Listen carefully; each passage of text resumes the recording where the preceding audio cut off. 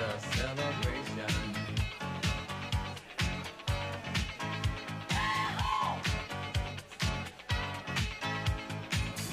Celebrate good times, come on. It's a celebration. Celebrate good times, come on. Let's celebrate. There's a party going on right here, A dedication to last throughout the years. so bring your good times and your laughter too. We gon' celebrate and party with you. Come on now. Celebration, Let's all celebrate and have a good time. Yeah, yeah. celebration. We gon' celebrate and have a good time. It's time to come together. It's up to you. What's your pleasure? Everyone around the world, come on.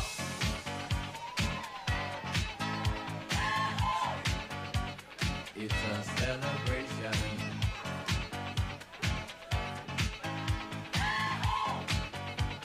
It's a celebration. Celebrate good times, come on. Let's celebrate. Come on now. Celebrate good times, come on. Let's celebrate. We're gonna have a good time tonight. Let's celebrate. It's alright. We're gonna have a good time tonight. Let's celebrate. It's alright, baby. We're gonna have a good time tonight. Let's celebrate. It's alright. We're gonna have a good time tonight. Let's celebrate. It's alright.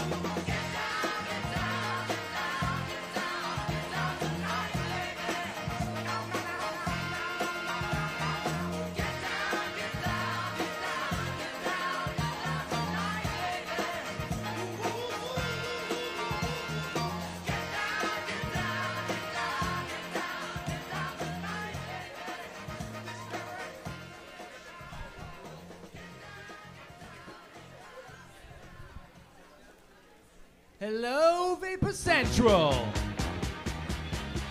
Are you guys ready to smoke a million weed? That's a lot of weed. Are you guys ready to laugh a million chuckle? All right, you guys sound hype as fuck. Please give it up for Toronto's best self-introducing host.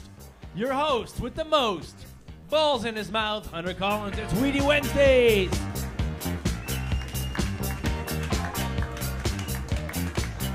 Hey, thank you. Thank you very much. I told the Vapor Central Facebook group there'd be no disco tonight because it's Little Richard's birthday, the guy who invented rock and roll, and then he plays Disco Inferno, which I suppose is a good metaphor for all the weed we be about to burn, yo, weed. Happy coming to Vapor Central, everyone. You guys doing all right? Let me hear it. Come on. We're having a good time. Got a great show. Getting excited for Christmas.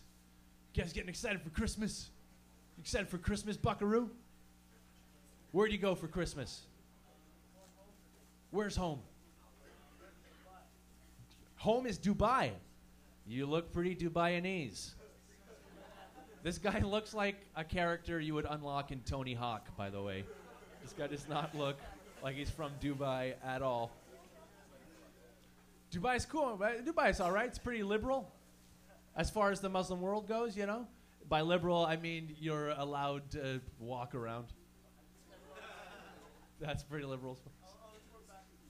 Because have you been yet? Okay.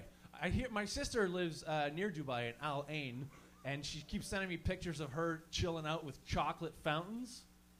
Apparently the place is riddled with chocolate fountains, which to my baked mind is that's the coolest place you could possibly live. Some place where it's all chocolate fountains. Here the fountains here have like fucking bed bugs in them and shit. We got horrible fountains in Toronto. Well, cool. Have fun there, man. I'm going to go home to Montreal. Where are you suckers going for Christmas?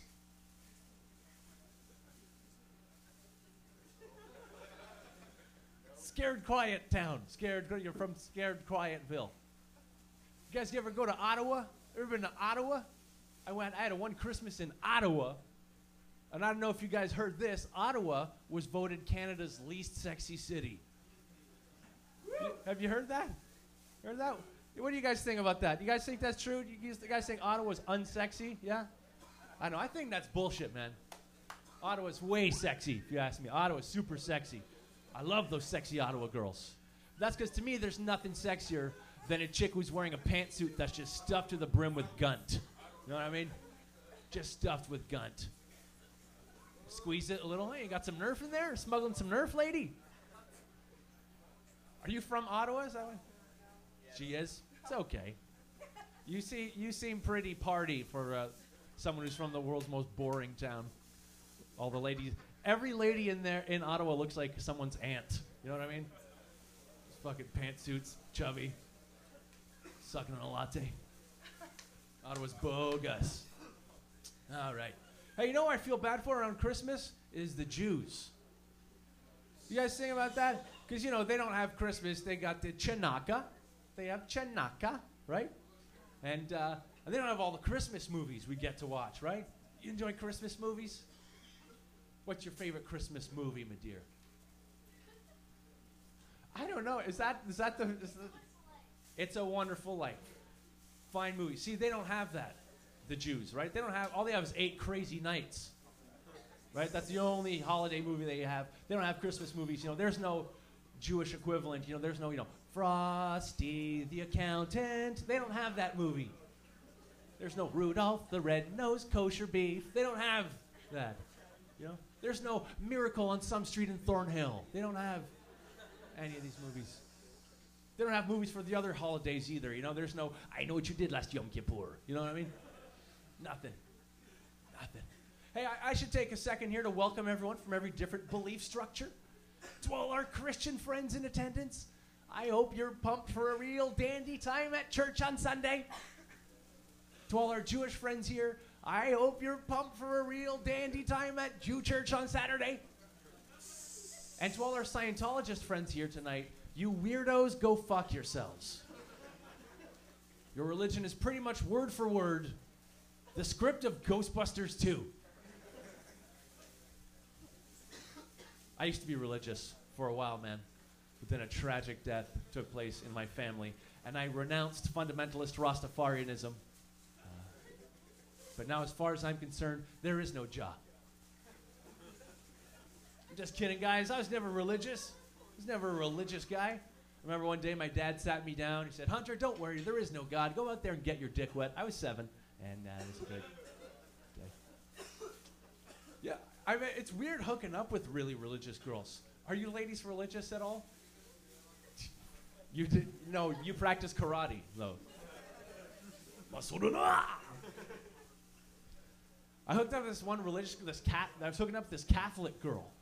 You guys ever hook up with Catholic girls? They're nuts. I was trying to like go for home, you know? And she was like swatting my hands away like, no, don't go for home. Only put it in my butt. Have you heard of this fucking Catholic loophole? Not to make a pun about it, but have you heard of this? Where these Catholic girls are like, no, I don't want to have sex. Just do my butt. That's fucking crazy, man. Anal sex to me is like a couple steps beyond vaginal sex. You know, that's like offering someone a joint and then being like, no, I don't smoke, but then they chug a pint of heroin in your face. No, don't. I'm a virgin. Your anus is an Audi.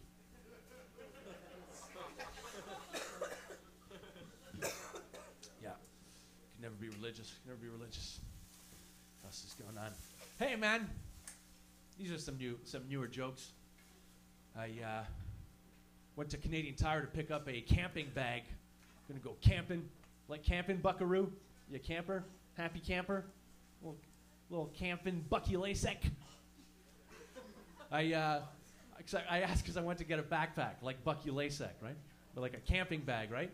And I'm like, the sales guy's like, well, how big of a camping bag you want? And I was like, I don't know, big enough for like 1 million beers and some hash. Like, I don't know what to tell the guy. And he's like, no, how many liters? He's like, liters? What the fuck? Hey, you got any camping gear in your bag there? Nah, man, liquid. I just got liquid in here. 56 liters of Kool-Aid I brought camping. Fuck liters. I'm afraid to go camping because of bears. You always hear about bears out there, right? And I read this study, and Toronto Star published this story, and apparently there's only 500 grizzly bears left in all of Alberta. Only 500 bears. And they're saying this is really scary, you know, for the food chain and stuff like that.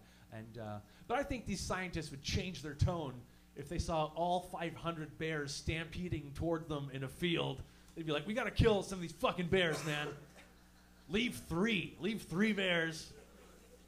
Because imagine that, man. How is that scary that there's only 500 bears left? Imagine you went out camping in Alberta, you're setting up your tent, and the person you're with is like, hey, don't worry, man.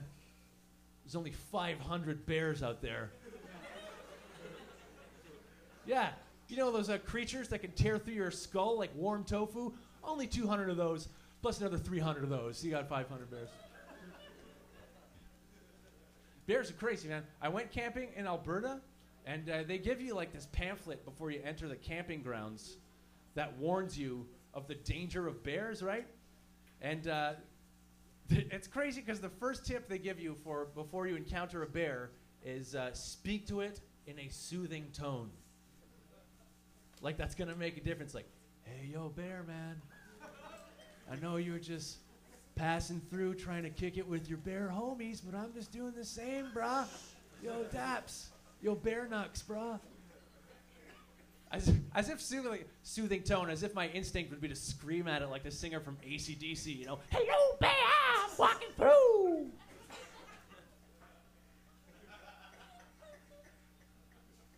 Okay, here's what they say. In event of a bear attack, play dead, right? And you're being attacked by a bear.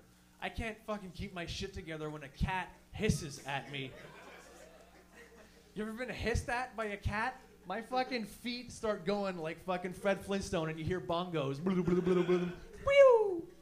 Fucking cats freak the fuck out of me, man. I don't fucking trust cats, right? Because the scare just makes me go like, and run away. And the thing is, cats are basically miniature tigers, right? They're same anatomy, 100%. They freak me out. Same with fucking iguanas. Iguanas can get to 6 feet long.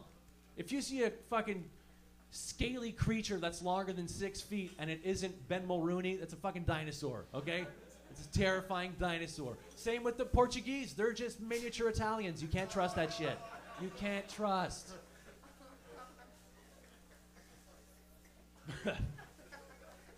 Okay, and here's the other thing they say in the pamphlet. If the bear still attacks, don't play dead. Consider fighting back.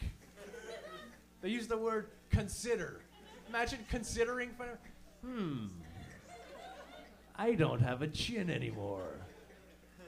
Anyhow. I'd like to eat bear. I'd like to eat bear. I would. I'd like to try it. I want to try all the animals. Try penguin. Do you guys want to see what penguin tastes like? You see those gelatinous little waddling fucks? They're like nature's gnocchi. Dying to eat a penguin. I don't want to eat weird shit, though. I'm glad Toronto banned the sale of shark fins. You guys see that? Toronto's not selling shark fins. That's great. Do you ever walk into those places in Chinatown that used to sell all that stuff, like all the weird medicinal animal parts, where they used to have like shark fins in a fucking big jar? I walked in once. They had these 4 long purple gooey things vacuum sealed in a package, and it turns out it was seal dicks. 4 of them, $70, which seems a bit pricey for dugong dongs. How do they fucking come to that pricing? You know, how do you look at that supply-demand chart and be like, hey, we just got all these crates of seal dicks. How should we price these things? How many have we sold in the past 30 years? What's that? None ever. $70. Let's make it $70 for 4 seal dicks. You know, yeah, the same amount as groceries for a family for 2 weeks. 4 seal dicks. I like eating my animal byproducts, man. Can't lie. Can't lie. I love milk. Love drinking milk. You guys milk drinkers? We got milk drinkers here? I love my milk. And I am sick of these fucking hippie Elvis Costello fan motherfucks with their fucking llama hair ponchos and their Birkenstocks in December telling me that I can't drink the milk of cows. They're always like, oh, you shouldn't drink cow milk, man. You got fucking PETA saying you shouldn't drink cow milk. And they're like, you can't drink the milk of cows because they put them in these tiny little enclosures and make them watch the movie Geely over and over again. And I'm like, okay, spare me the sob story with the fucking cows. They're like, cows shouldn't be enslaved like that. Cows have a wide range of emotions. Come on. That's a load of shit, man. Cows have 2 emotions, okay? They have, I'm a cow, I'm fucking dead. End of emotional cow range. And PETA says you shouldn't drink cow milk, right? Because they say, it isn't natural. It ain't natural for humans to drink the milk of cows. Yeah, what is the natural alternative, eh, PETA? You want me to fucking start going back to drinking human breast milk? Well, the day you send a lady over to my place every morning at 8 a.m. to wring her titties dry all over my fucking alphabets, maybe then I'll make the switch. Till then, fuck you. Let me do the body good, man. Let me enjoy my breakfast. Plus, while I'm mentioning alphabets, let me just point this out. Have you guys noticed that alphabets and honeycombs are the same goddamn cereal? You guys realize that? They've just tricked us by packaging them differently. Honeycombs are just alphabets for the illiterate, okay? That's all. But the other thing PETA says about milk, they say, we don't need to drink cow milk. There's other things we can drink instead of cow milk. Drink soy milk. Yeah, the old juice of beans, bean juice. You know that flavor you get from eating a can of beans? You can drink that now. We don't need to drink cow milk. Yeah, PETA, there's a lot of things we don't need to do, okay? We don't need to rent pay-per-view Ashton Kutcher movies when we're feeling sad. We don't need to get absolutely trashed on Listerine and go down the local arena and yell discouraging profanities to the kids who are trying to figure skate. And we don't need to pass out while listening to Kid Rock and fingering our girlfriends. Well, I don't know about you guys, but that's just not my style. Here's a glimpse into my sex life. Bah with the bah, da bang, da dang, biggie me. That's fucking me, brah. That's me, brah. All right. You guys sound like a lot of fun. You're going to love this show. We're giving away a bong at the end, so stick around for that. Think if you want to compete in our bong competition. But without further ado, our first act, just about to go on a tour across Eastern Canada. Please welcome to the stage my good bud, Mr. Nick Beaton, everybody. Everyone can see we're together as we walk on by. All right. He passes out fingering a lot of people that way, not just his girlfriend. Yeah, that was insinuating that he fingered me. It's a comedy show. Hey, all right. Vapor, how you guys doing? Good?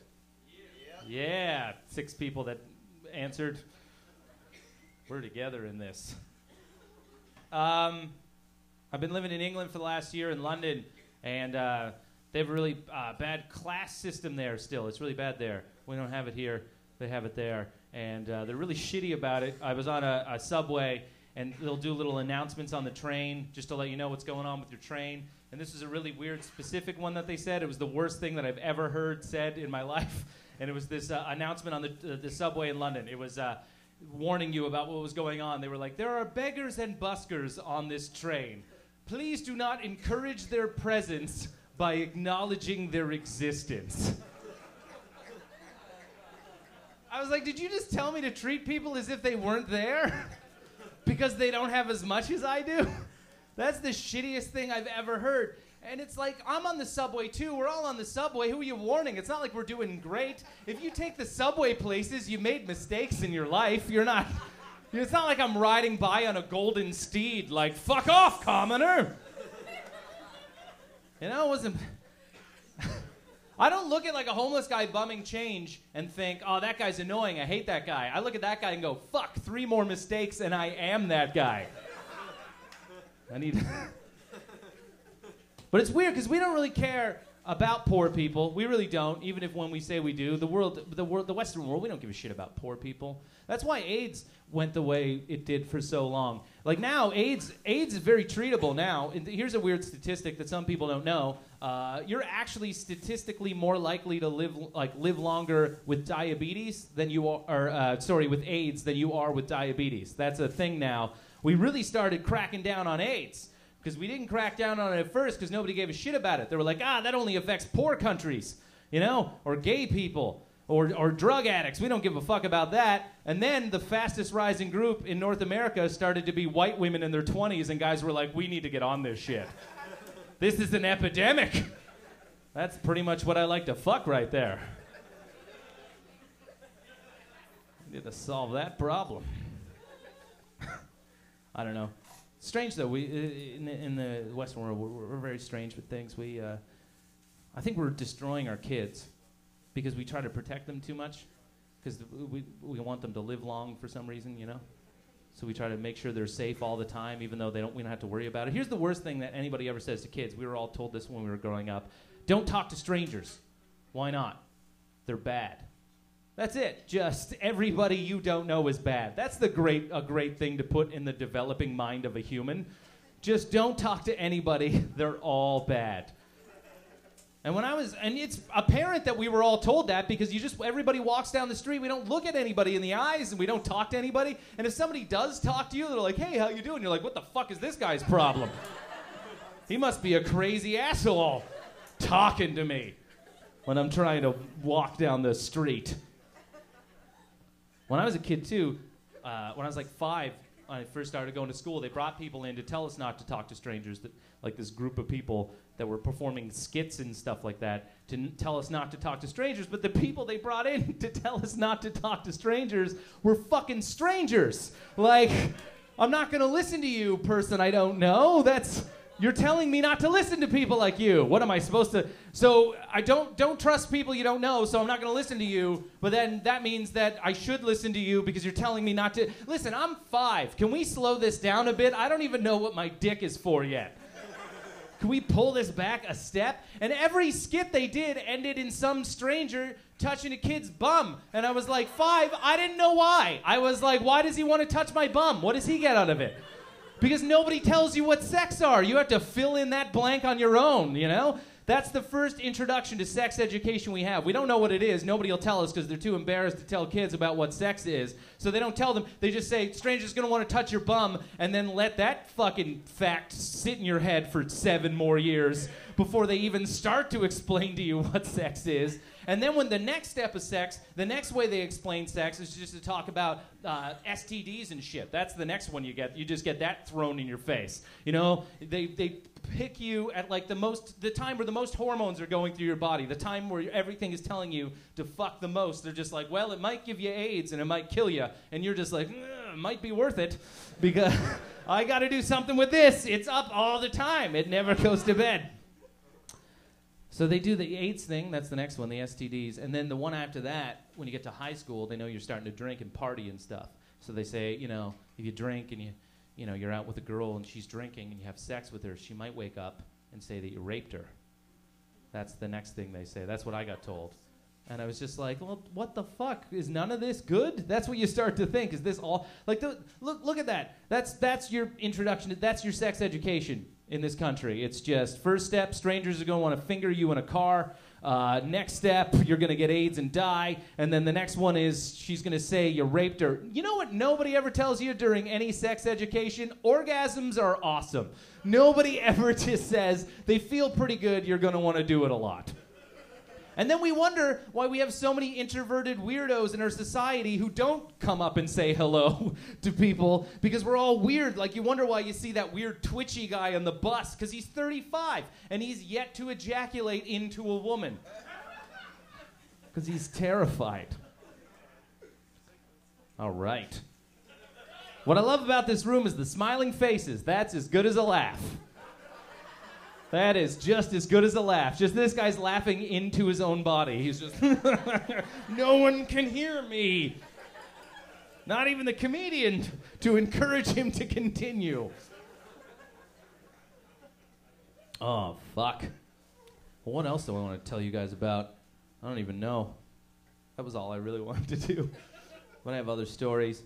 Well, here's the story.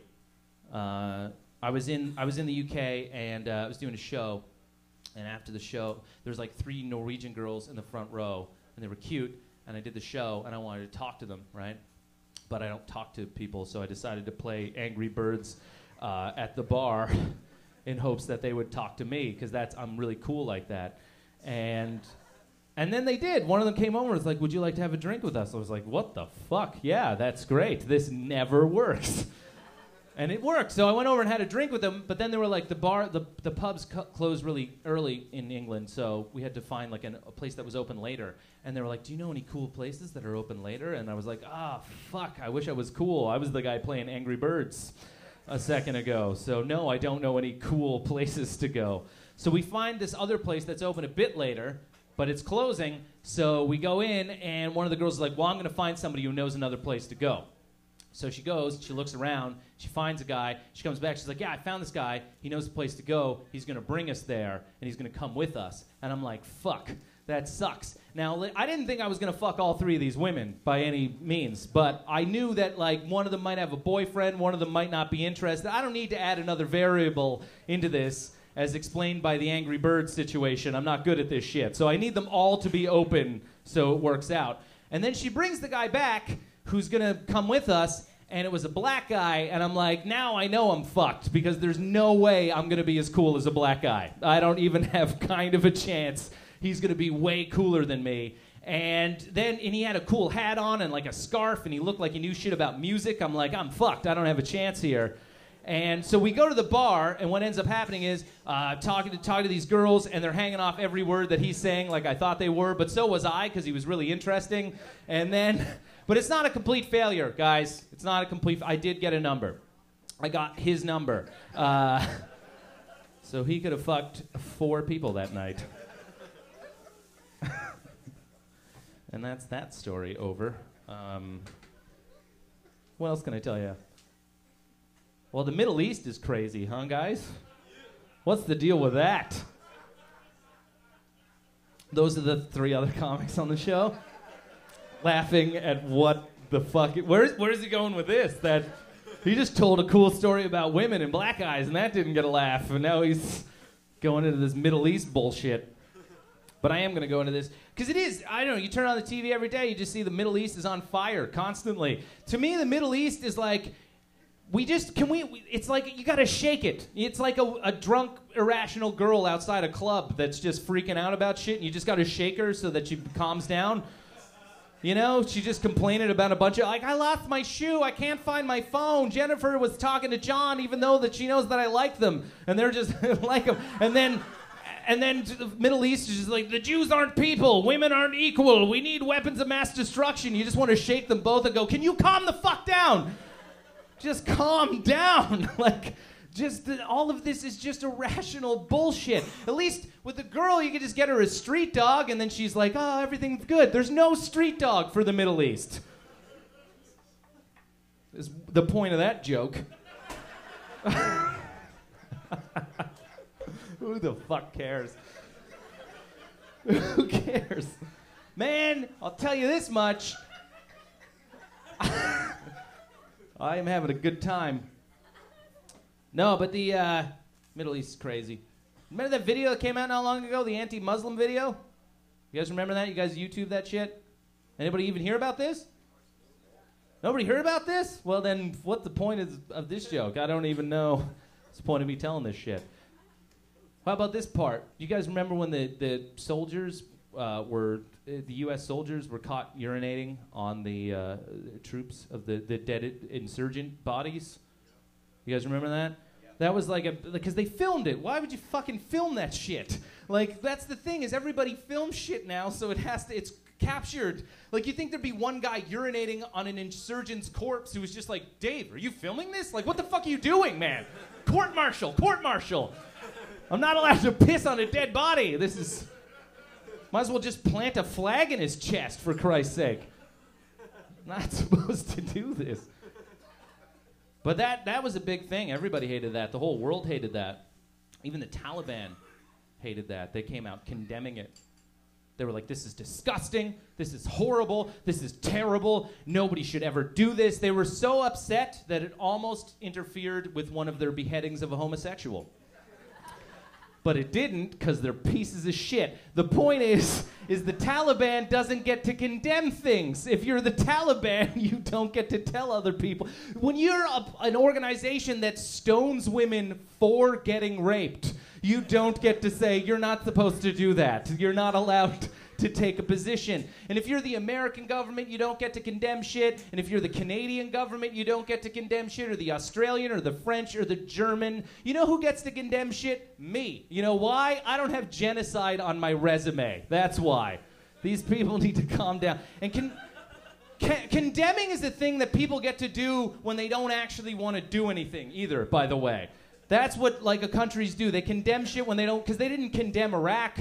They didn't condemn Afghanistan. They went the fuck in there right away. They condemned Syria because Russia would have fucked them up. So they had to say, we condemn this. It doesn't do anything. I just wish instead of doing something or saying they condemn it, I wish everybody who ran this world would just collectively stand up all at once and go, you know what, guys? It's a fucking crapshoot. We don't know what we're doing. We're just going to try to figure it out from here.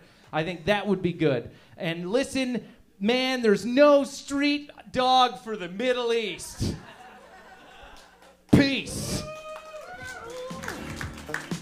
Have faith in you and the things you do. Beaton. You won't go wrong. Beaton. Oh no, this is our family jewel. Harshen our buzz by reminding us the world is shit. I think Syria's a beautiful name for a girl. Syria sounds nice. You notice people name their kids after geographical locations a lot? Notice this? You'll meet people named, Paris. You'll even meet a China once in a while, No one's ever like, hey, this is my daughter here, Federated States of Micronesia. She's a nice lady. I like her. People always choose the nice countries to name their kids after. And they were like, oh, this is our newborn, Liechtenstein. We don't know much about it. What is North Korea doing back there? Jesus Christ.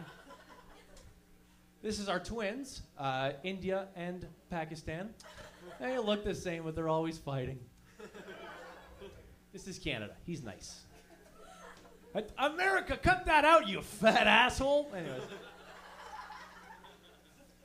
All right. Hey, man, our next guest hates to get contact high, and it's always funny to watch him struggle up here. Ladies and gentlemen, Mark DeBonis.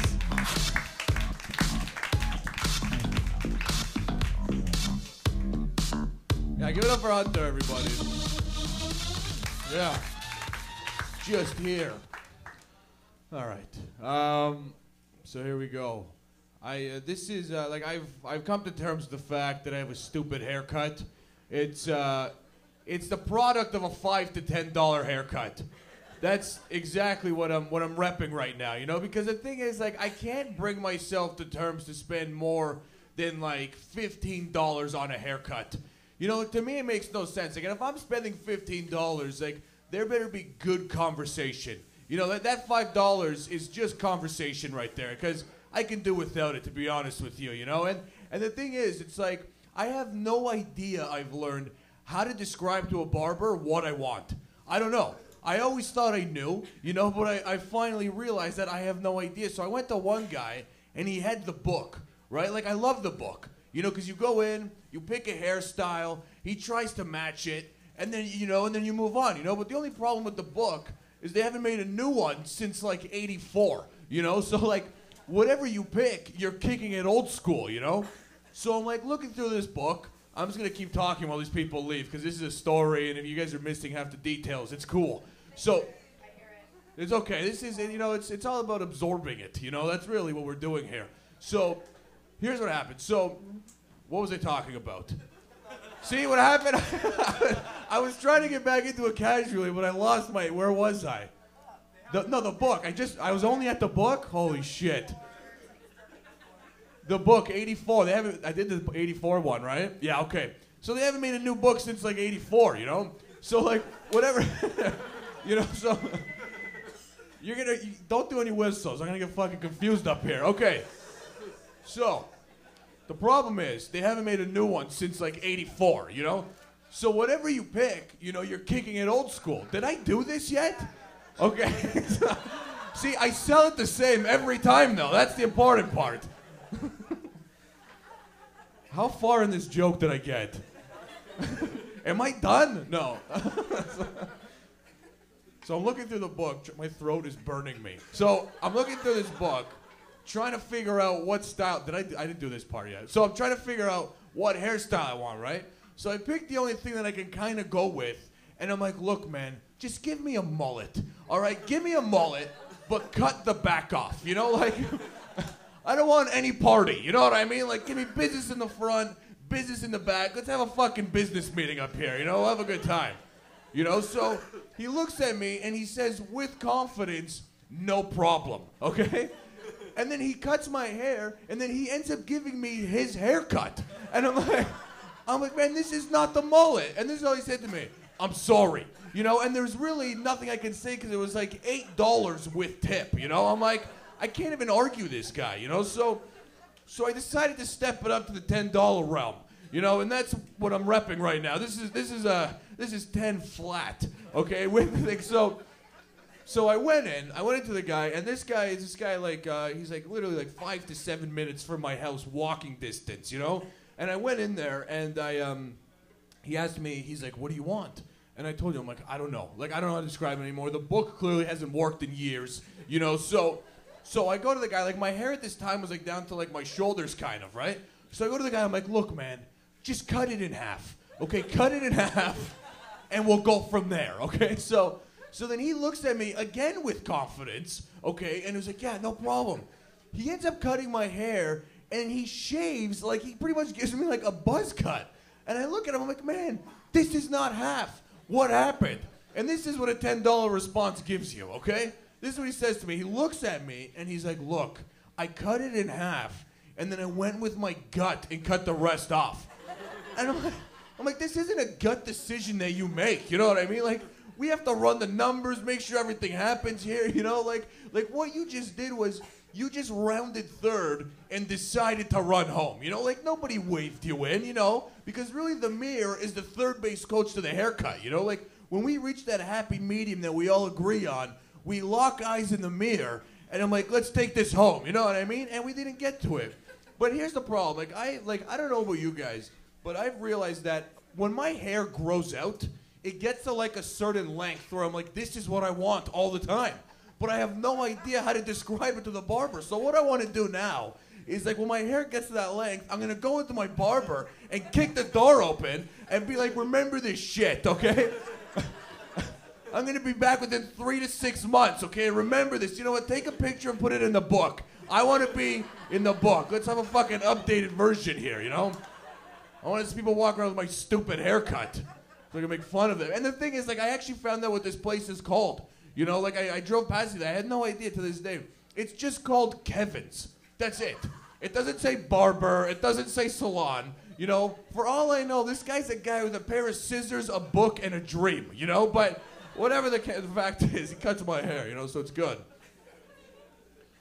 Oh, my God. I had another joke. Oh. You good, man? It's good.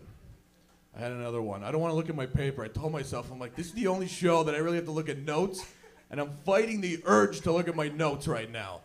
Here's what it is. Oh, here we go.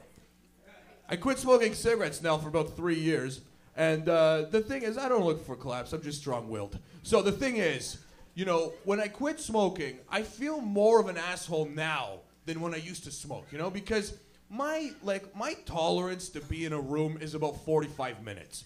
Okay, so before, I would talk to people, have a good time for about 45 minutes, get bored, go outside, have a cigarette, reset my environment, and go back in, you know? But now that I don't smoke, I have no reason to leave but pure boredom, you know? Like, people ask me now, they're like, hey, where are you going? I'm like, look, I can't deal with you right now, okay? I'm just gonna go outside and get some fresh air. What else do you want? I have no reason to leave, really, you know? So, and the thing is, if you ever see a smoker outside, they're always so cool and casual, you know what I mean? Because they know exactly how long they're going to be outside for. Those cigarettes are like social timers, you know? Like, a homeless guy can come up to you with no pants and one fucking eyeball, you know, and you're smoking a cigarette, he tells you that he's the president of Bank of Montreal, and you're like, yeah, cool, man, what's your favorite branch? You know what I mean? Like, you play into his shit, because the second the cigarette's done, the conversation's over with, you know what I mean? Like, you finish your cigarette, you flick it in his bad eye, and you walk away, you know? Like, you're already an asshole. You might as well live up to it, you know? But for me, if I go outside, I have no escape from the conversation. So next thing this guy comes up talking to me, I have no way to get out. So next thing I know, I'm like robbing a bank with this guy, and I have a fucking gun to somebody's head, and I'm like, man, only if I smoked cigarettes, I wouldn't be standing here right now, you know? The moral of the story is you fucking die either way, you know? So do your thing. I don't know how to finish that joke, guys. I'm not going to lie to you. I feel like it has good steam up until the actel, which I fail to do every time. I don't know, because you guys are like pot smokers, so I don't know if you can have an eye for it or not, but people think that I'm high all the time.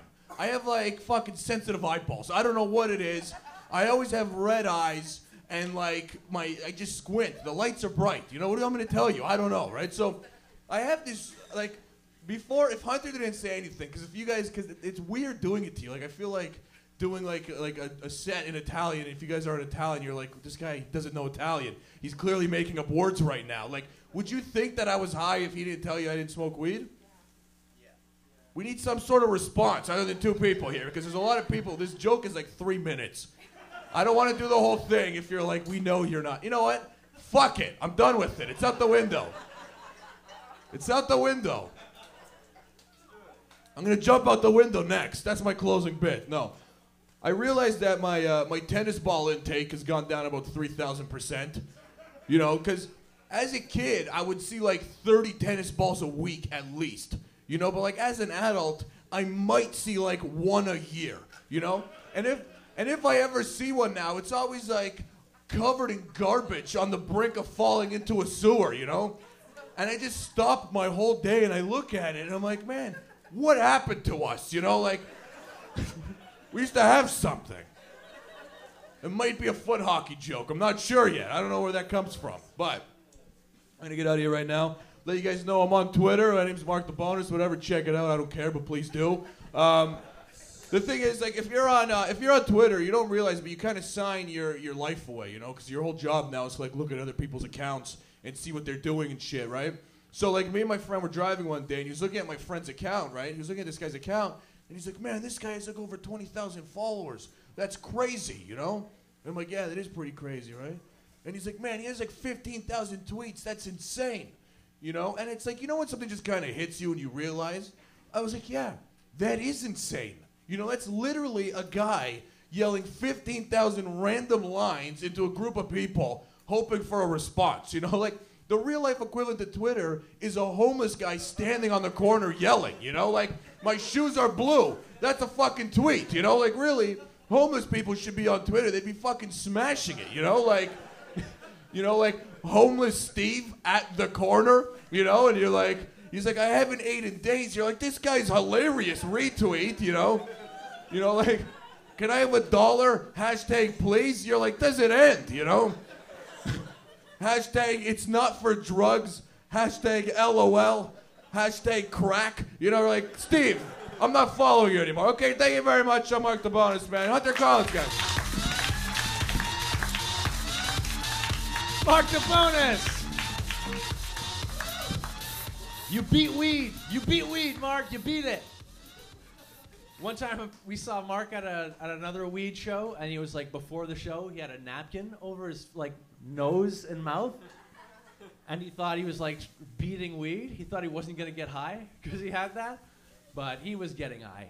He was just high, and then his face smelled like Subway. So that's all that happened there. Mark's cool, man. He's like one of those '80s Italian guys. You know, he's like, hey, come on, bro. Hey, it's all primo. It's all primo. Then you got those other fucking Italian, you know, the hey bra, hey bra, bra, hey bra, bra, hey bra, bra, bra. You got those Italian guys, you know, those fucking walking stereotypes who are like, how was my Friday? Bro, I fucking spent all Friday night chucking pizzas at pictures of the Greek soccer team, and then went over to the mirror and I fucking gelled my hair back like a fucking Dragon Ball character. Then I hopped in on my Honda Civic with fucking Euro lights, and I drove that shit to the club where I hit on chicks named Gina and Tina all night, but I'ma never take them home because they're never gonna come close to being as good to me as my nonna is, you know? You know those types of...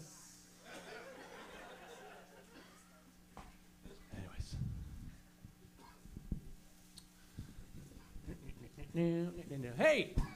I went to our next act's place for dinner tonight, and then my girlfriend, who's a nurse, brought up this story that she was at the hospital. My girlfriend's a nurse, okay? And she just got the job. And as soon as she got the job, me, being the dirty pervert that I am, I was like, hey, sweetie, you should come home dressed like one of them there sexy nurses, you know? And she did. She came home the first night wearing scrubs and looking haggard. So, totally a nurse. But she told this story that this guy came in and he had a fucking beer bottle up his ass. Like a kid, like he was 15 or something like that. Let me grab one of these. So we immediately asked if it was shoved in this way or this way, because we needed to know, and it was shoved in this way.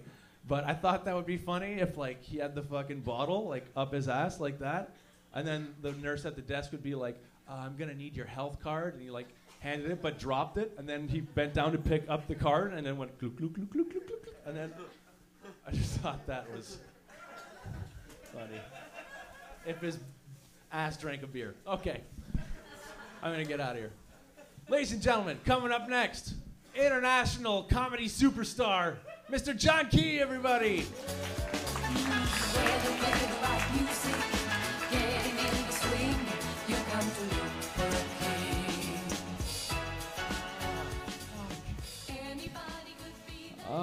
Fuck.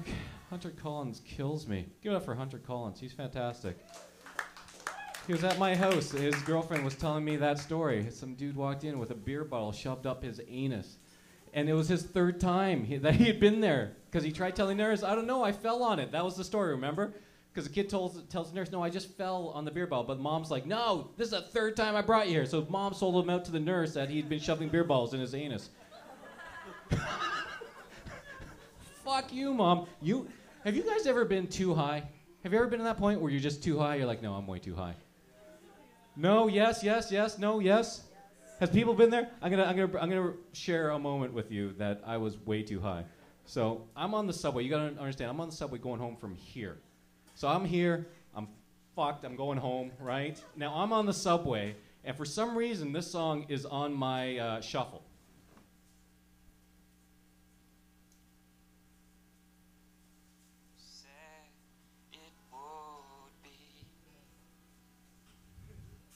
Life goes easy on me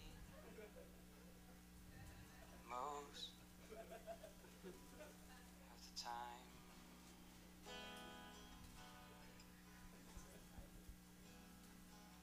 And so it is the shorter story. No love, no glory. No hero in her sky.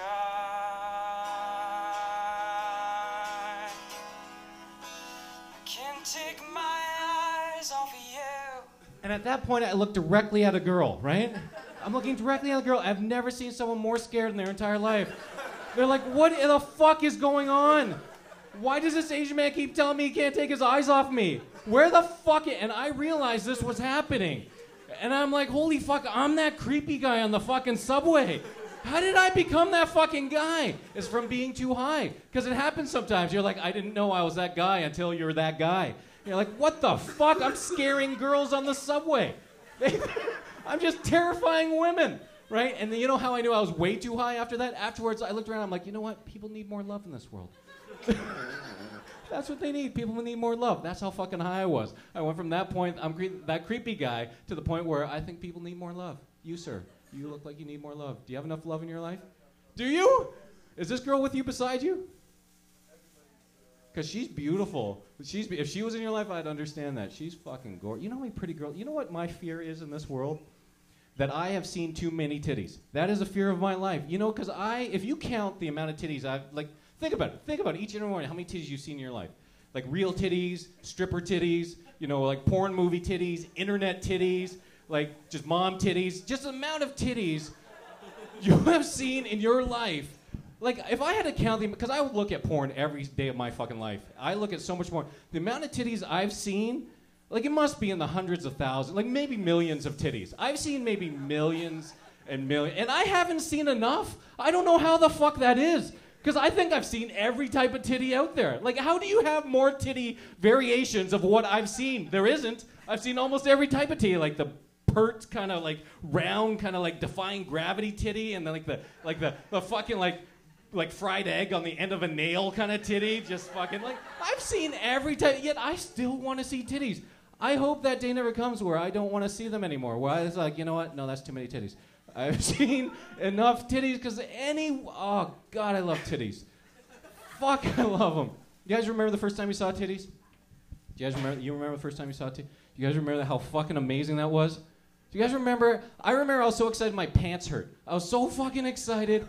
My pants had never been this tight in my life, and I'm like, oh, my pants, they fucking hurt. I was so excited. I remember just wrenching at this girl's titty because I didn't know what I was doing. I'm a fucking little kid. I'm just like wrenching at her titty. I'm leaving sweat marks all over her top and shit. And she's grunting. She's like, oh, because I didn't know what I was doing. Like, I just thought my pants hurt. I'm grunting. I just thought that's what you do. You grunt at each other. You're like, right? I thought that was making out in a weird fucking way. I don't know, right? So I'm just wrenching at her titty. And I remember I got to lift up her shirt and see one, and I got sad inside. Cause I was like, oh fuck, mine are bigger, right? But because they were at that age, and it didn't matter. It didn't matter that she had this much padding on her fucking bra because it wasn't my titty.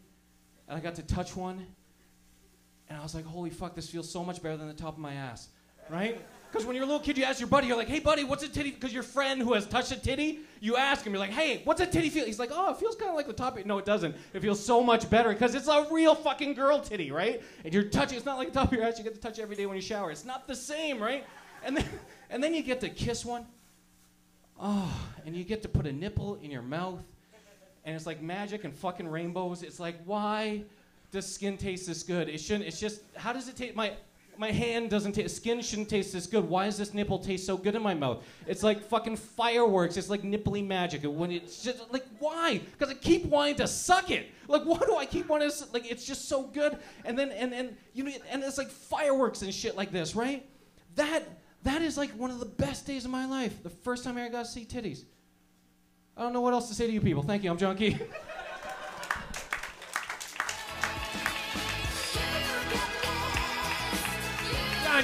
John Key.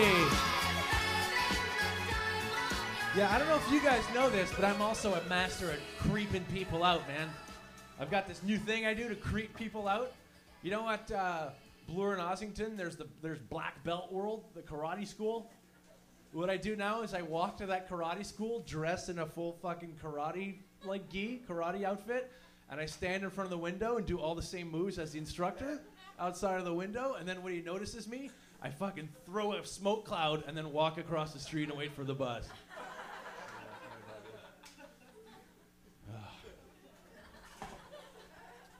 All right, coming up next, this man, you can hear him on fucking XM comedy radio stations of some sort.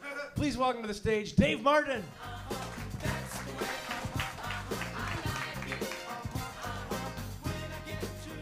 Hunter Collins, everybody. Give another big hand for Hunter Collins. If you're ever wondering what it was like to watch it on YouTube, it's like right over there. That's all you got. That's all you need right there. Hunter Collins, your host, your MC. It is not easy being the MC for a comedy show. I think it is the hardest gig on the show. The hardest part of the job on the show is being the MC. I used to host a comedy show ages ago in Kensington Market at the Hot Box Cafe many fucking years ago. And one of my favorite comedy moments of all time happened there. I was in the back. We used to do the show out in the patio area in the back. And we're setting up the chairs and shit. And this woman who works there, she has a cordless phone in her hand, and she runs out into the back patio area, and she's on the phone, and she's like, and she yells at everyone in the patio. She's like, "Excuse me, everybody, I'm on the phone with someone, and they left 2 bags in the back patio area. And in the first bag, there's a notebook, some scented candles, and some scented candles. Okay, and in the second bag, there's don't look in the second bag. Whatever you do, do not look into the second bag." You got a whole fucking patio of people going, who gives a fuck about that first bag? We know what's in there. Mama didn't raise no fool. Where the fuck is that second bag? The fuck? What kind of warning is that? A couple of days ago, I heard Justin Bieber referred to as a internet sensation. And I thought that was sort of a vague thing to say. Internet sensation. That's not. Is that good? Is that bad? Internet sensation. Justin Bieber, internet sensation. You know what else was an internet sensation? 2 girls in 1 cup. That was a fucking internet sensation. Yeah, remember the 2 chicks that would shit on each other, and then they would eat the shit, and then would eat each other's shit, and they would shit on things? Wow, that was an internet sensation too. Justin Bieber, you are exactly what they are, a internet sensation. You know what I always wondered? A couple days after I saw that video, I was thinking to myself, man, you know what would be amazing? And you'd see all those like reaction videos, like people watching the videos, right? You'd see all those are great. My favorite, I thought to myself, you know what would be great? I mean, okay, this is what would be really cool. If someone went out and found the 2 girls that were in 2 girls in 1 cup and murdered them. And then, hear me out, just to see if there was any public outcry. You know, if anyone was like, oh my God, ripped from the fabric of our everyday world, oh my God, whoa, what a loss. Those 2 girls in that, I hope the cup is okay. Oh my God, what's gonna happen to those 2, oh, we're never gonna know what else they were gonna shit on. Oh, would anyone care? Would anyone just, who gives a fuck, right? 2 girls in 1 cup.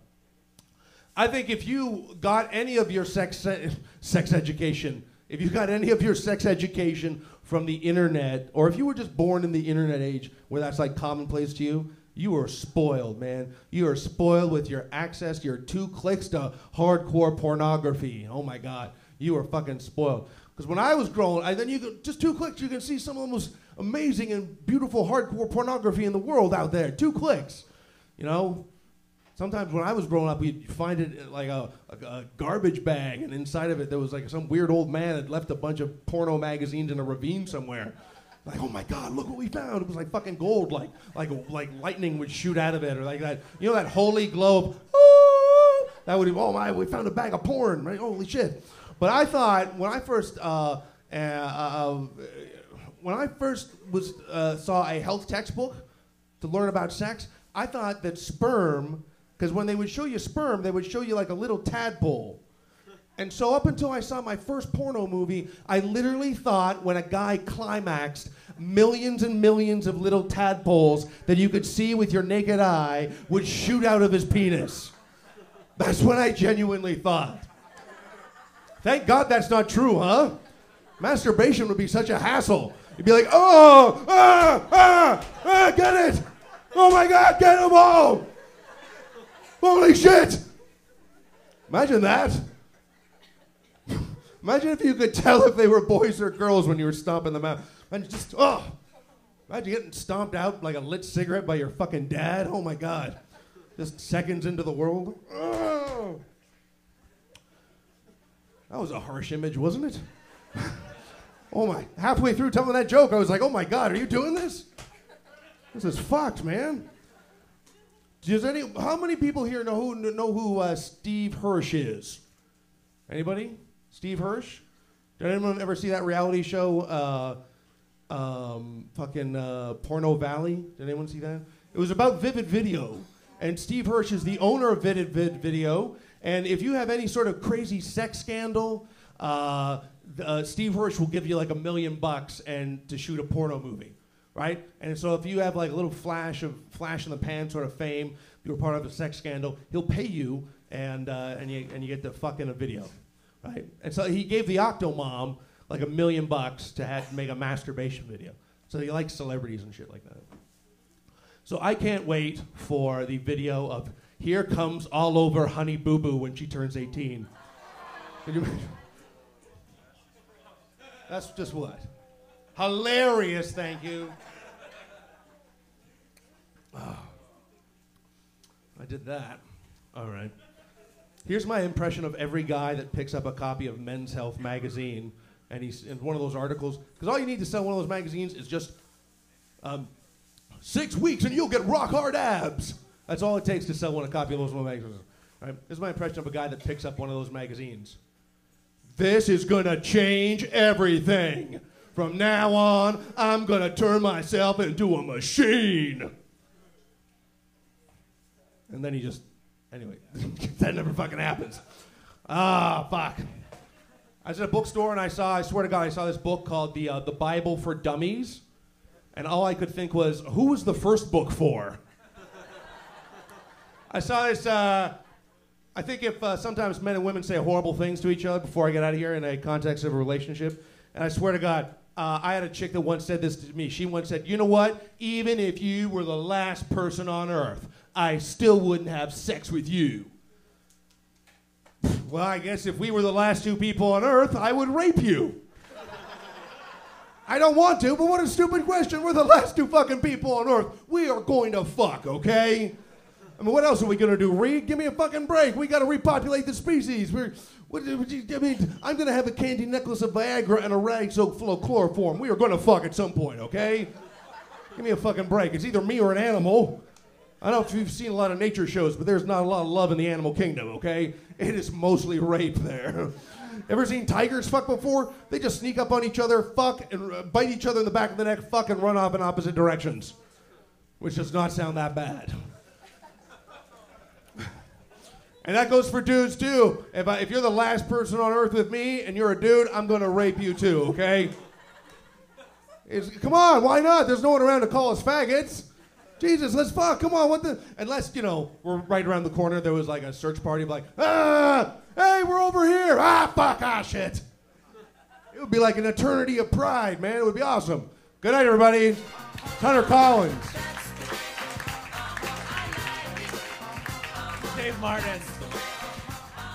I'm surprised at how many women out there were like, that is true, he would rape us. It's true, animal sex is fucking weird, man. You've had, I don't know how to tell you guys this. I was having sex with my girlfriend the other day. We have lots of mirrors in our bedroom, and I caught my fuck face. You don't want to see. You don't want to see what you look like. I was just like, all you could see was my fucked up teeth. I was like,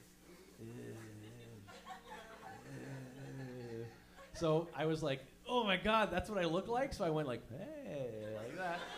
And you don't want your girlfriend to catch you smiling like, very unsexy. All right. Hey, men, our next act, always a treat here at Vapor Central. Warm round of applause for Miss Keesha Brownie, everybody. I feel nice, a sugar and spice. Get up here, bro. So nice, So good. so nice. So nice. I got you. I got you, man. I got you. Vapor Lounge. What's going on, guys? Yeah. Good looking crowd. Some of y'all good looking, some just looking. Nice. Some just chilling. We're your friends. No one cares. Who cares? We're all high, right? We're all high, having a good time. Look at this. You guys going camping later? Look, this looks like Degrassi, the new class. Hey, what's going on? You guys are the future. The future kids. This is nice. Oh, shit. Give it up for Hunter, man. Doing his thing every Wednesday, hosting this Weedy Wednesday shit. We're all smoking and shit. Check out these guys watching me on TV. Hey. Hey, guys. I decided to go subtle today, so I brought my subtle wardrobe. No one cares. Like you said, my name is Keesha Brownie, and you know what? That's actually my real name. I know what you guys are thinking. You guys are probably like, damn, that is the most edible name I've heard. Seriously, Keesh and fucking Brownie, are you kidding me? That shit's embarrassing. I got so mad the other day, I had to ask my mom. I was like, yo, Mom, were you hungry during labor? Keesh and Brownie? You know what I mean? What are you and Dad doing? Making babies or a Happy Meal? I don't fucking know. It's confusing because now anytime anyone says my name, I just automatically think they want to eat me or something. You know what I'm saying? Actually, one time I had a guy give me a reference letter on how bad he wanted to eat me. You know what I'm saying? Yeah, so we went out. Degrassi, we went out. It was a nice date, too. He paid for everything. Except dinner, of course. That was on me. Ba-da-ba-ba-ba. Just fucking loving it. Shit. Keesha. I find that Keesha is a very common name now, man. I remember when I was the only fucking Keesha. Now there's all, like, I met a white girl named Keesha. You believe this shit? She had a big ol' ass. A black dude. And she was a baby mama. I was confused. I don't, you know? And why is it like, why is it in every movie Keesha gotta be the big old hoe? You know what I'm saying? Why can't it be Lauren? You know, I'm rolling with a hoe named Lauren. Like, why?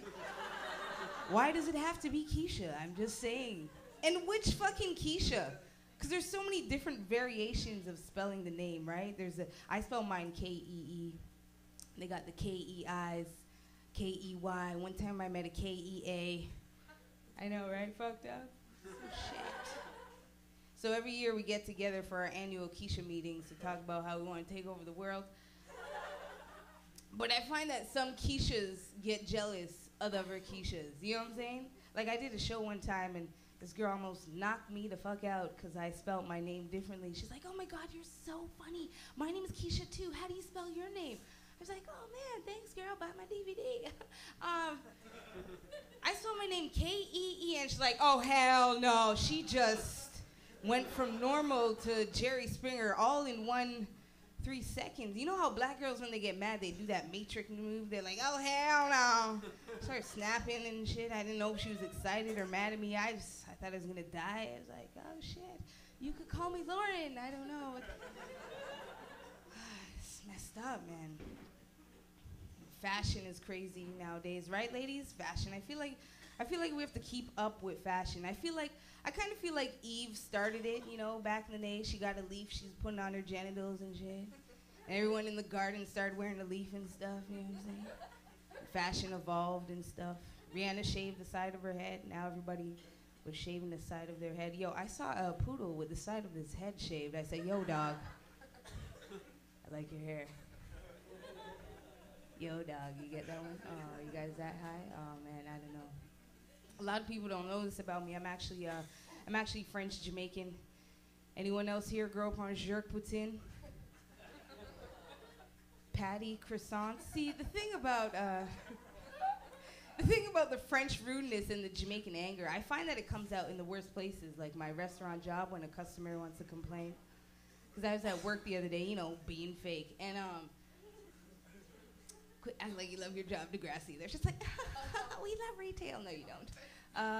Man. But I was at work the other day, you know, doing my thing, going around the restaurant, making sure everyone's having a good time. I had one customer, I was like, hey, sir, how you doing? Is the seat okay?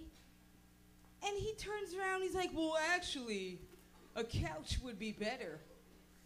I'm like, this is not Leon, sir, okay? So why don't you hold the comments, you know what I mean? I thought that shit was funny. He didn't find it that funny. I thought it was hilarious. I was like, oh shit, I gotta write that, I gotta use this one. Oh shit. Like, why do I write jokes like I'm driving? I was like, oh shit. I gotta use this. No, but he really got upset. He like wanted to call my manager, and this is when the French Jamaican came out, because he was like, I'm like, why don't you ferme ta bumba clot bouche, sir? Why don't you do that? He's like, that's it. I'm like, yo, say something le chateau. Say blood clot, something le chateau. He's like, I'm like, now you're acting like a real poutine now, sir. Fromage up in the place, okay? Oh man, it was always confusing in school because, you know, French, you'd have to conjugate everything. Fucking, how do you have English class in French? Every goddamn thing was in French, you know what I mean? And it was confusing because he had to conjugate the verbs, the je suis, tu es, il, elle, est. Like, man, I'm French Jamaican, so when it was my time, you know, conjugate the verbs.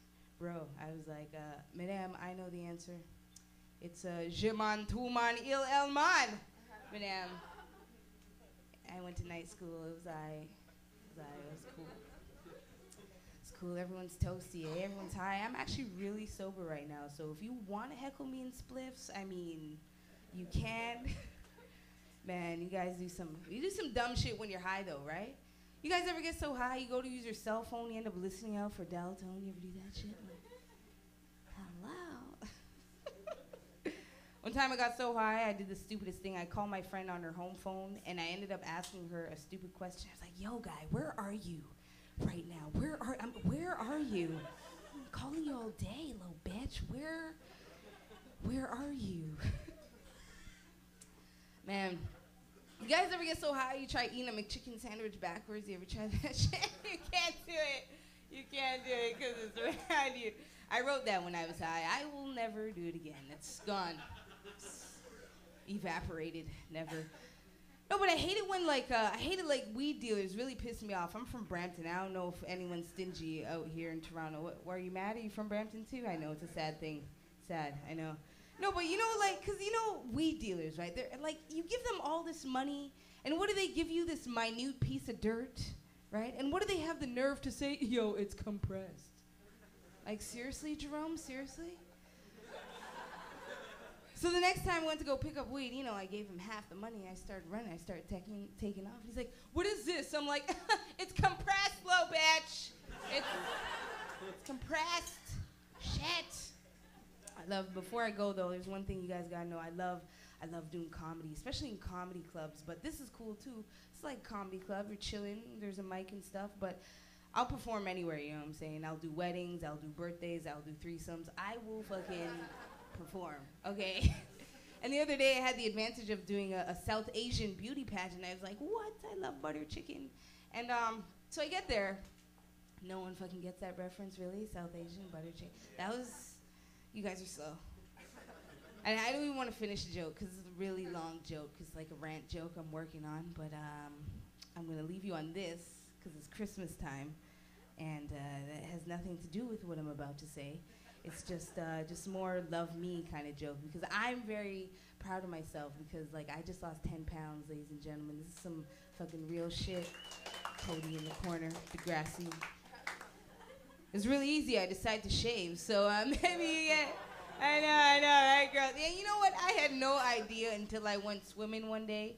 One day I went swimming, I had everyone running out of the pool going, raccoon, raccoon. I know, guys. I was the only idiot going, where, I know. Looked down, looked like a beard was coming out the side. I know, man. It's gone now. Could actually see my pussy. Hey, girl. What up? It's a good thing these days to have a pussy. It's a good fucking thing. Right, ladies? I actually used to have two. Weirdest fucking thing. But I broke up with him. Anyhow, ladies and gentlemen, I've been Keesha Brownie. You've been a really great crowd. Let's get your host back up here. I knew that I would. My ex-girlfriend, Keesha Brownie, everybody. She's very intimidating. Yeah, man, you do dumb shit when you're high, man. The other day, I got baked and then put my headphones on and went like walking in the street, partying, and I was fucking feeling good, bobbing my head and shit, to the point where like when I met up with my buddies, they were like, "What are you listening to?" And I realized I hadn't even turned my iPod on. And I was bobbing my head to fuck all, like just listening to me being high. Start bobbing your head at the fucking street light, beep, beep, beep, beep. Fuck yeah, it's my jam. I don't know if you knew this, Keesha. I'm bilingual as well. I grew up in Montreal, and I don't know if you guys know about the fucked up government in Quebec right now. These fucking French Nazis, they're psychos. You always hear about the language laws and how they want to make all the signs of stores French. Well, now the French government is coming after the big box stores like Walmart, Best Buy, Future Shop and shit. They want them all to change their names to something French that lets you know what they sell. If you don't know what the fuck Walmart sells yet, like, you need lettuce and pillows, you go to Walmart. You can get anything at that fucking place. What do they want to call it? They want to change the name of Best Buy to something French. What are we going to call it? La même colis d'affaires que Future Shop, which means the same fucking thing as Future Shop. Hey? Best Buy's a blue Future Shop. Change Walmart. Just put a L in front of Walmart and add tabarnak at the end. Let Walmart tabarnak. That's it. That's all we need. Name changed. All right. We got one more act, and then we're going to give away a bong. You guys have been a real fun crowd. You guys having a good time or what? Huh? It's been a real fun show. All right, so we got one more act, then we're going to give away a bong, and then we got your headliner coming up. So without further ado, please welcome the self-proclaimed man mountain of comedy, K. Trevor Wilson, everybody.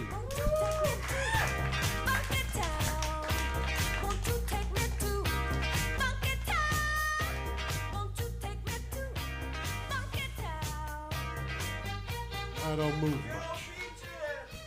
Yo, what's up? How you doing? That's an old nickname from way back when.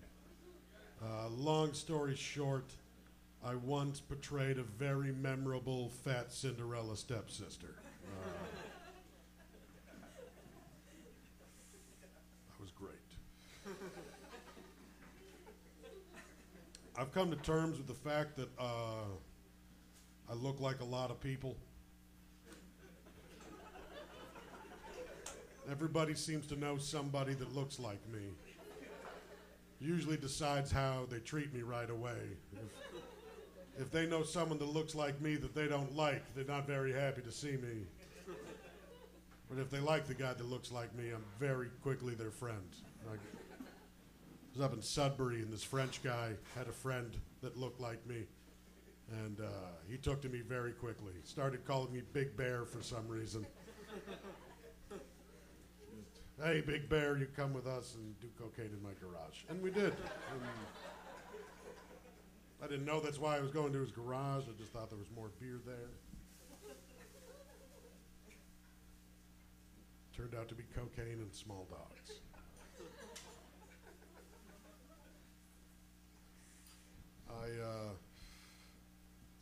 I've also realized that some of my black friends have no idea what I look like. Like, Well, like they know what I look like, but they don't necessarily know it's me all the time when we're talking. I ran into a buddy of mine, a colleague. We'd worked together on several shows, shared several conversations. And I ran into him in the street and we're chatting about business. And he goes, man, I keep wanting to call you K-Trav, but I know you're not K-Trav. And I was like, Trix, I'm K-Trav. And he was like, of course you are. It's just the last 3 guys I talked to that I thought were you were not you. So I figured I'd play it safe and just assume that you weren't you either. And I was like, that's racist. Not all fat white guys with beards look alike. Just similar. I found out I look like a lot of dead people. That's weird. People freak out when you look like someone who's dead. I did a commercial when I was a teenager where I was all dressed up like that in the 1970s. It was all shot in an old home video, and I had blonde hair and big fucking mutton chop sideburns, and was wearing all like bell bottoms and 70s clothes. And my buddy's dad was drinking one night, and he's like, in that commercial, you look exactly like my cousin Toby. It was like he killed himself in 1978, so that's pretty much like what he looked like when he killed himself. So it was really creepy. I was like, that's strange that you just bring that up like that. And his brother goes, hey, you know what would be hilarious is if we bloodied up the back of Trev's head, like it looked like he shot his head off, and we took him over to Patty's house and dropped him off on the front stoop. And Patty was Toby's sister. And we did that, and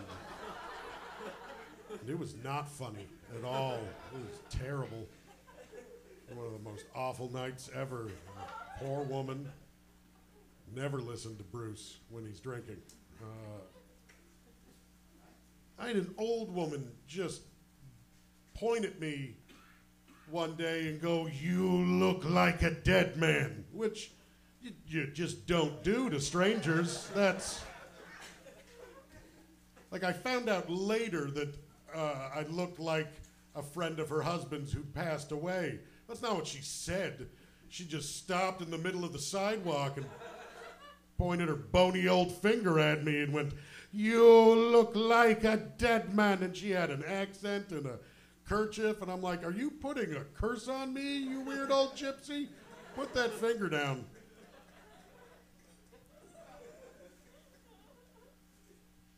We make fun of the gypsies a lot here at Vapor Central. It's a running theme. I personally have no problems, no qualms with the Romani people, except beware, they are tricksters. And here's a little bit of travel advice for you. Just if you're ever traveling abroad, or as a guy, however you choose to travel,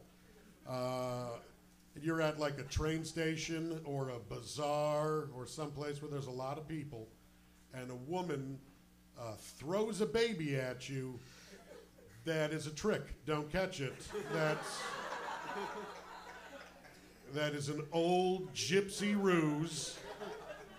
What happens is you catch the baby, and then your arms are full, and you can't defend yourself from all the little gypsies that sneak out of the crowd and pick your pockets and then take off, and then the woman comes and snatches the baby back, and you're left babyless and penniless. So if you're ever in that situation where someone just throws a baby at you, just ole. That is not your concern. What's she doing throwing babies at strangers? That is not good parenting. Ole, just let it go and get ready, because you're surrounded by gypsies. And if you don't feel comfortable just dropping a baby, just letting it fall, I'll suggest just a bump. Just like a little volleyball, maybe two-hand action, just knock it back and then get your fist up, because here come the gypsies. It's a gypsy swarming. Just start throwing kicks immediately. If you're lucky, it's just a group of children and you can grab one and use them to beat the other ones to death. Have a good night, everybody.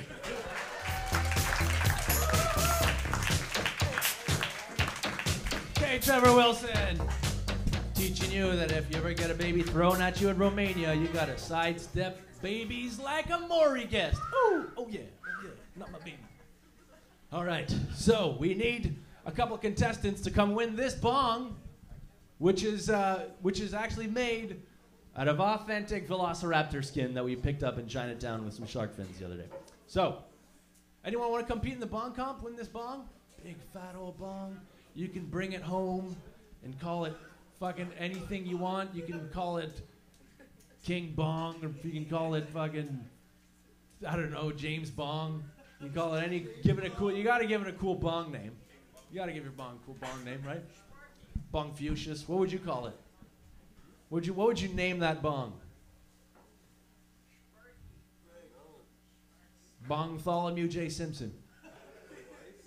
Blue ice. Not fucking bad, buddy. Blue ice. He's like, that looks like blue ice to me, man. It's blue and it's shiny. Fucking blue ice. That's great. That is I was honestly expecting you to go, bong. So does anyone want to compete to win this thing? Big old bong. Big old bong. What do you got to do? You got to do a bong, man. And it's whoever does a bong best. Yeah, it's a pretty good deal. I know it already feels like we're all living inside a fucking bong for the past 2 hours. And you're probably like so high out of your gourd, you're going to put your headphones on and walk out without turning it on later. But you can do a bong and go home with a bong. All right, I guess it's a no contest this week. There's no one wants to do.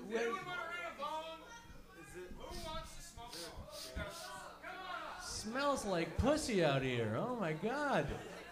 No one wants to win a bong. All right, we got one right here. And we got one back there.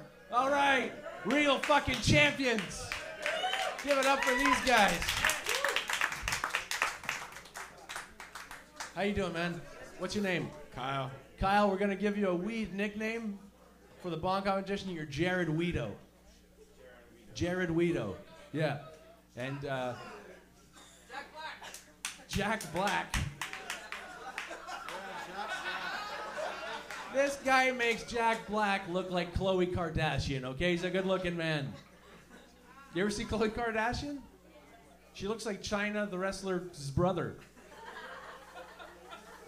Ever see her forehead? When she frowns, she looks like Hulk Hogan's back. She's like... All right. Here you go, Jared Weedo. Got a light. And what's your name, man? Jeremy. Jeremy, we got to give you a weed nickname, too. You're going to be Arnold Schwarzenegger. Arnold Schwarzenegger. Because of nugs. And because it's a weed nickname. All right. So you guys stand over. So here's how it works. One at a time, you guys hit the bong. And we cheer you on. Clear that shit. I yell, hit it. We play dance music. You exhale and do your best touchdown end zone celebration dance. And then the crowd votes on which one of you guys, A, fucking took that bong the best, and B, did cool dance moves. All right? And then you go home with this monster. And just so you guys know, when I asked you guys who you think fucking did the competition better, you gotta like clap and hoot and holler. I gotta warn you guys every week, because every week the crowd just goes, yo, that guy. And everyone just raises their hands. And I can't hear your hands. So, all right, Jared Weedo, you ready for this? Yes. All right, we're gonna cheer him on. Weedo, Weedo, Weedo. Hit it, bud. Weedo, Weedo, Weedo, Weedo, Weedo. Hit it!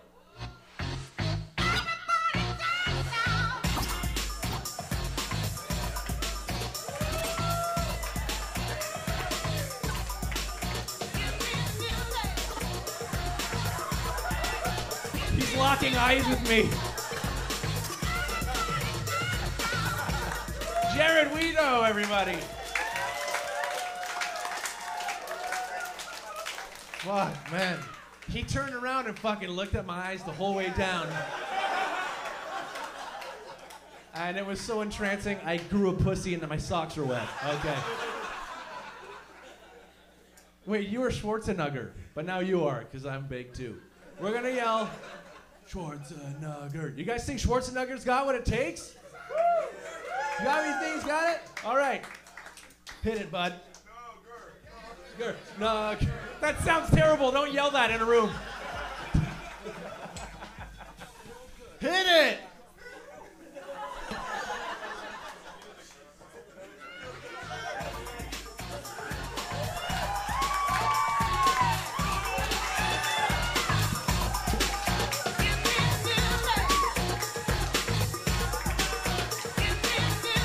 Arnold Schwarzenegger, everybody. You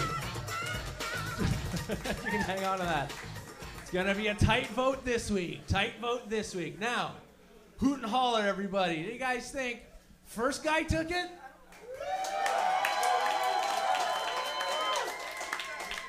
Or do you guys think second guy took it? Fuck. I'm gonna have to executive decision this shit and give it to second guy. But you were great, man. Round of applause for both our contestants. That was amazing. Always one of the funnest parts of the show, the bong giveaway. And always surprising how hard it is to give away a bunch of weed and a bong to you guys. You guys are all, oh man, I think I'm never gonna smoke weed again. I'm so big. Sometimes people pass out in these really fucking comfy couches. Aren't these couches awesome? You guys are fucking all at 180 degrees watching amazing jokes. I've seen people pass out in these fucking chairs not because they're having a bad time, just because they're so baked, they're just like pass out mid-laugh, like, yeah. And you can tell who's super baked in this room by who's fucking watching the stage and who's like, yo, fuck that, something's on TV. And they start watching the screens. Over there. Yo, fuck that perfectly pixelated piece of shit. I got fucking TV. All right. Guys, it's headliner time. You ready to see someone line a shitload ahead or what? Yeah. All right. He hosts the show here at Vapor Central every fucking Sunday night, Stoner Sundays. Give it up for your headliner, Mr. Mike Rita, everybody. Somebody turn around and shout it. Play that funky music, white boy. Play that funky music right. Hey, give it up for fucking $100 ripping it up all night for you guys, huh?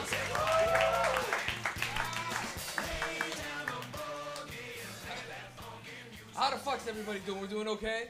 How the fuck can we not be doing okay after those two guys dancing on stage? That was amazing, man. And you know what's the best? Everybody here is just so happy to see it. You know what I mean? There isn't one guy in the audience who's like, what the fuck is going on? Even the biggest asshole's high here. He's like, what is this fuck, yeah? Look at that guy dancing. Like, this is the best place in the world. Isn't this great? Look what we're doing right now, man. I love Toronto because it's beautiful like this. Look what we're doing. We're smoking weed in a giant apartment. Nobody gives a fuck. Nobody's even scared. We're not even scared of cops. We're not scared of cops in Toronto. We're not. Imagine cops walked in here right now. Hey, nobody move. We'd all look at them and be like, no, duh. Nobody move. We're on couches, you fucking asshole. This guy's sleeping. Shut the fuck up. What the hell's the matter with this cop? This cop's a bitch. We're not scared of cops in Toronto. You ever been just walking down the street and you see cops and you're smoking a joint? What do? You don't throw it away. You palm it in your hand and you just keep walking like that. Because you're like, bro, I'm a civilian. What? You ever been in other parts of the world? They throw that shit out, man. Cops, just throw it out, step on it, just keep walking. Get the fuck out of here. Step on it? What the fuck? Took me 3 minutes to roll that thing. With a filter dot? Throw it on the floor. We're not scared of cops. You ever smoking a joint? You know, we got bike cops too. We're not even scared of them too. You ever been in a park and you see bike cops? Don't you just look at them and you go, look at these fuckers. Yeah. Look, with their fucking shorts. Look at it. Look at it. Hey, you guys smoking dope? No? All right. Fucking idiots. What the fuck? You don't even flinch. You're like, no. They're like, okay, I didn't think it was you guys either. We're the best. We're the best. We're not scared of cops. You ever been to Mississauga and shit? Those cops can't wait to buzz potheads. Our cops don't give a fuck about potheads. They don't. They don't give a fuck about a place like this. Because, listen, one of the best stories I have about police in this place is one time I was standing outside and this old lady came by and she started complaining about this. She goes, hey, how come a place like this is legal? How come you guys are allowed to do this? And I didn't say shit. I just looked at her going, and I looked at the guy beside me, and he looks at me and he goes, lady, because we're in Toronto and nobody gives a fuck. And the lady went, what does that even mean? What do you mean you live in Toronto? What about the cops? Don't they care? And as she went, don't the cops care? There was a cruiser right behind her, and the guy went, no, they don't. Look, there's cops right there. Look, look. They looked, and they don't give a fuck. And the lady thinks, oh, you're a real smart ass, aren't you, buddy? He goes, listen, lady, get the fuck out of my face, man. And it was great, because that lady will never fuck with a pothead again. And it was great, because cops don't give a fuck. You ever seen them drive by this place? They look at it, they go, look, that's their place. I know, I wish I didn't have to work, you know? My son says it's great. Fuck. Yeah, $5, you get all high, watch the show, it's great, man. And it's funny when you smoke a weed and you get booked by cops in the car, isn't it? I mean, I've never been booked, but I've been in a million situations. Everything changes when you smoke weed in the car and you see cops. When you're not smoking, when you smoke a weed in, it's true, isn't it? Because when you smoke a weed in a cop car, when you smoke weed in a cop car, fuck! How'd you sneak that one in? Hey, officer, it's kush, don't worry about it, it's kush. All right, now keep it down. When you're smoking weed in a car and you see cops, everything changes, and you know what I'm talking about. Because before you see cops, everything's cool. You're smoking weed, windows are down, music's up. You're like, hey, fuck, hey, you're yelling at people, go fuck yourself, hey. You don't give a shit. But as soon as you see cops, everything changes, isn't it? And it's always the guy in the front, too. He's always talking shit. Hey, you gonna pass? Hey, cops. Everybody chill out, everybody chill out. Everybody act cool, everybody act cool. Hey, but we were acting cool. Now we look like we have heroin in our ass, man. Relax, these cops don't know shit. Sure they don't. 4 kids in the car looking straight. Not saying a word. You ever been in a car like this? Hey, cops, don't look. Where the fuck am I not supposed to look? Don't look! My first reaction is to go, where? Like, what about this? You ever been in a car and you're like, hey, cops, take off your hats. What the fuck? Take off your hat. Relax, man, just take it off. Don't be escort, take off your hat. Okay, there's cops right beside us. Okay, wait up. Roll up the windows and light these cigarettes. I don't even smoke. Shut the fuck up and smoke. Holy fuck, okay. I'm fucking dying back here, bro. I'll smoke. And it's funny because I always imagine the cops seeing that shit. You know what I'm talking about? The cops pull the corner, they just see 4 kids like, hey, Johnson. Hey, whoa. Did you see those kids over there? Which ones, man? The 2? Look, all 4 of them. They just took off their hats. Look, they're not saying anything, but they're all doing stuff. Are the windows rolling up?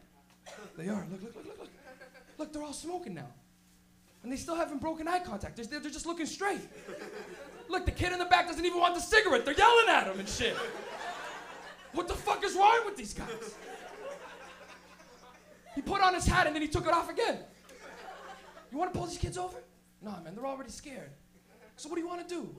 Let's just follow them for like 10 minutes.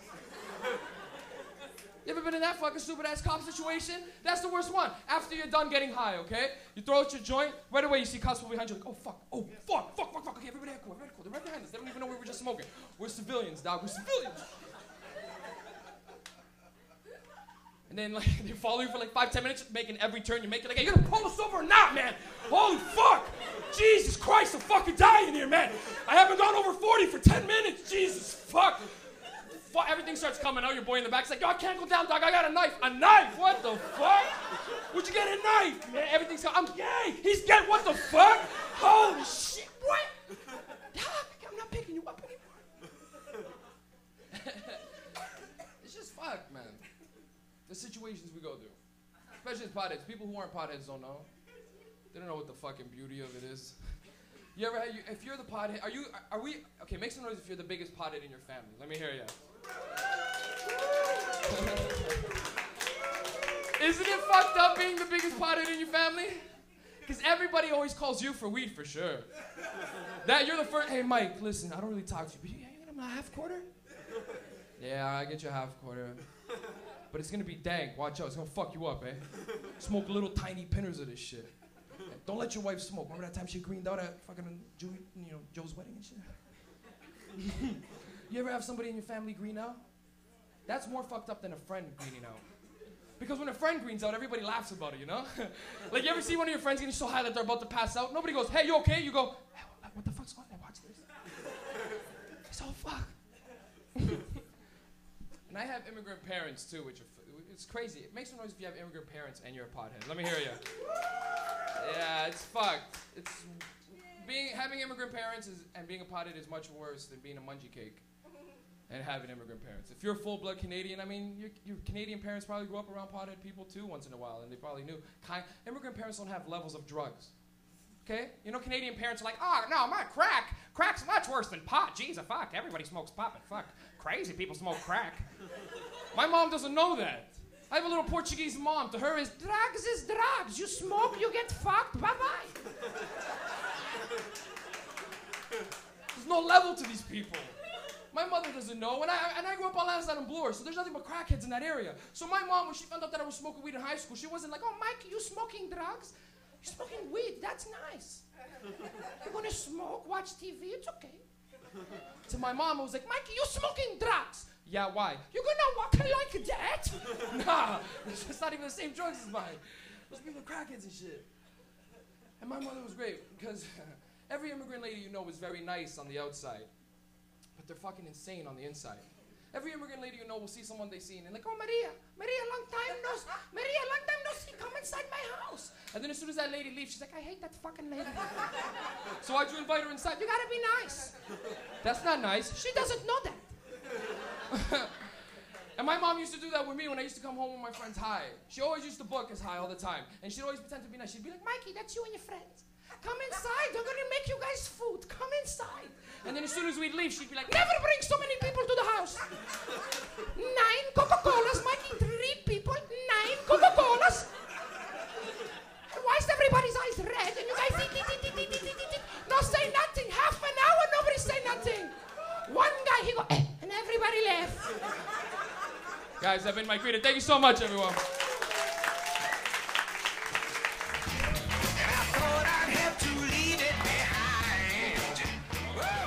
Mike Rita, everybody.